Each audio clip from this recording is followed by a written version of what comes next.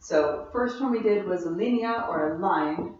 In the linea, you're trying to go laterally from your body in a straight, obviously a straight line since it's called a line. To do that though, you have to make sure that in your balance, your free hip is lower so that that whole leg can stretch. If you take your hip higher, it's not going to look good and you'll be off balance. Really think up the inside edge of this leg for a linea. So you have this stretch, it doesn't have to be big, but you really want to see it move through the whole leg and come back. Try not to lock your knee because that will look tight. So stretching through there and coming back. And perhaps it looks silly to use props, but these inflatable Pilates balls are great because you can work on stretching and then using both legs like a pliers to come back together. Stretching and both legs working. So all the moves we do with adornos, you really want to work with both thighs. Some of them look really silly with the ball, but it works very well. Another adorno we've been working on is lapiz or pencil. The lapiz is a circle, part of a circle. For some people, they start in the front and go around to the back. A lot of times there's a foot in your way.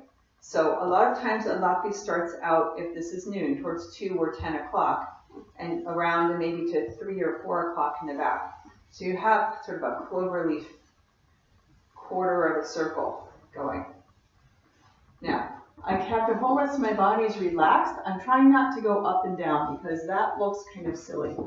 But you have a springiness, so the whole move works from your standing foot.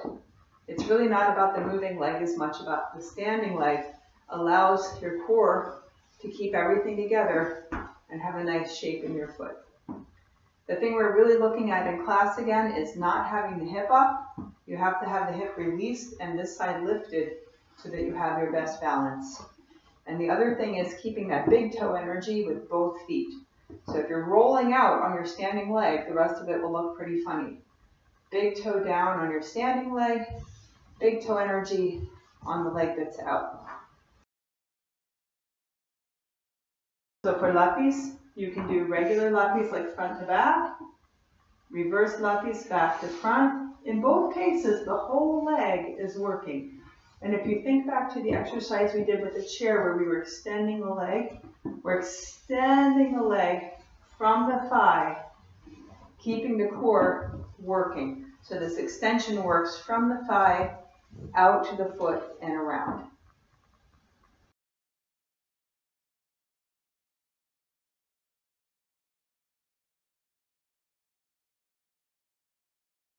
What I'm doing in a front cross is I'm keeping my big toe on the floor and I'm tracing a very skinny U out and around my other foot.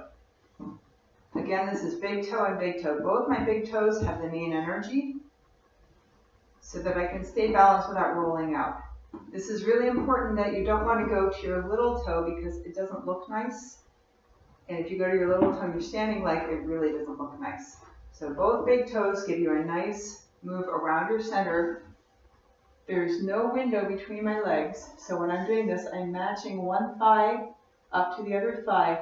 Where my foot goes is a result of how my thighs and knees and calves come together, depending on the shape of my leg.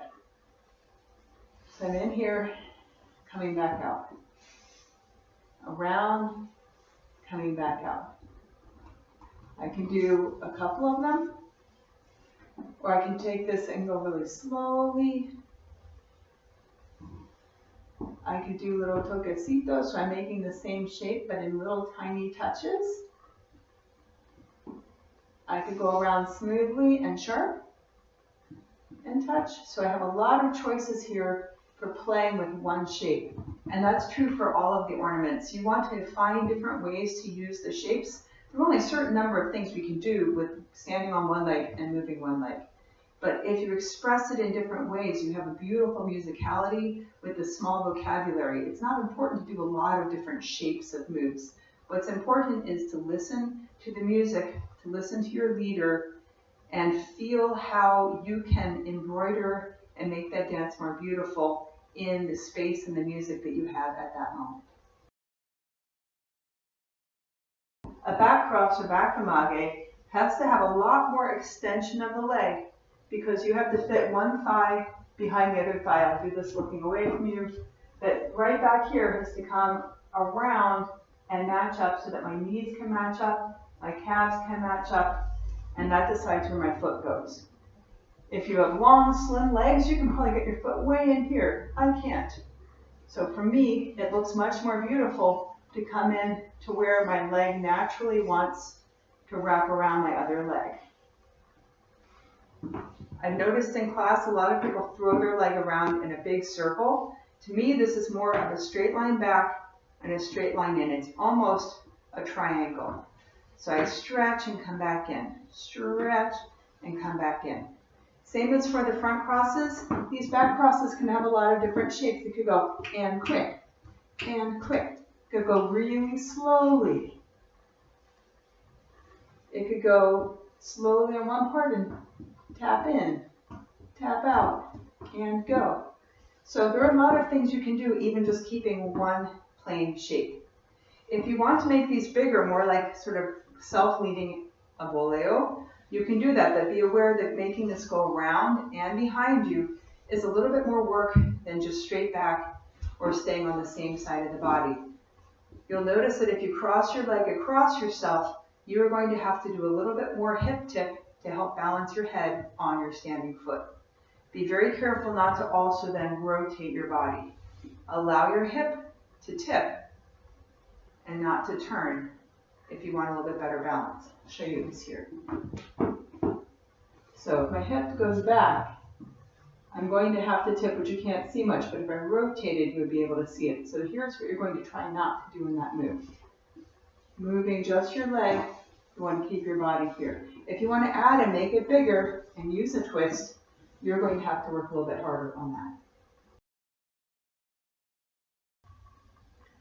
Several ladies have told me recently that they're not very comfortable with rubbing their foot against their partner's leg, which is what a lot of the guys have been asking them to do. I don't usually do that. When I'm doing an adorno, if I want to do that, I'm going to go up my own leg. This helps me stay balanced. It keeps me in my midline, and I can really feel the stretch of one leg and back down again. So if I'm doing this kind of a motion, which I call an elevator, my foot is relaxed, so I'm not pointing and I'm not flexing. It's in between the two and coming down. This is one of the only moves where if I make it really big, I can take my hip with it and come back down. Almost every other adorno, we want the support leg hip to be higher and the relaxed hip to be lower. But here, it's going to come through middle, coming up, coming back down. Coming up, coming back down. And maybe I'll do like a lapiz and come up and step. Or maybe I'll come up, change legs, come down and cross. So I have a lot of ways to combine this. But it really uses your inner thigh and your core to get you there without going sideways. And again, big toe energy. If you go to your little toe, you will fall over on this move. Big toe and lift. Come back down and go.